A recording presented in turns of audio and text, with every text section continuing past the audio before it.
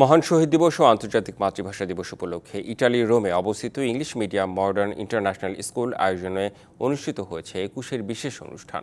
Italy প্রতিনিধি আমির হোসেন লিটন জানান, স্কুলে অধ্যয়নরত বাংলাদেশি ও বিদেশি শিক্ষার্থীরা ৫২ ভাষা আন্দোলনের চিত্র তাদের বর্ণনা ও আবৃত্তির মধ্য দিয়ে ফুটিয়ে তোলে। ভাষা শহীদদের প্রতি জানায় সম্মান ও ভালোবাসা। স্কুলের চেয়ারম্যান রুহুল আমিন শিশুদের মাঝে ভাষা আন্দোলনের ইতিহাস ও মাতৃভাষার গুরুত্ব তুলে ধরেন। সংক্ষিপ্ত বক্তব্য রাখেন স্কুলের ডিরেক্টর সুজন খান জাহিদুল আলম। আয়োজনের শেষ পর্বে ২১ উপস্থাপনার ওপর সেরা শিক্ষার্থীদের সনদ প্রদান করেন স্কুলের চেয়ারম্যান সহ আয়োজন সংশ্লিষ্ট ব্যক্তিবর্গ। তারা জানান, আন্তর্জাতিক দিবস সম্পর্কে প্রবাসে বেড়ে ওঠা শিশু তথা স্কুলের শিক্ষার্থীদের জানাতে মডার্ন ইন্টারন্যাশনাল স্কুল বিশেষ আয়োজন করে থাকে। এতে করে শিশুরা পাচ্ছে সার্বিকভাবে জ্ঞান অর্জনের সুযোগ।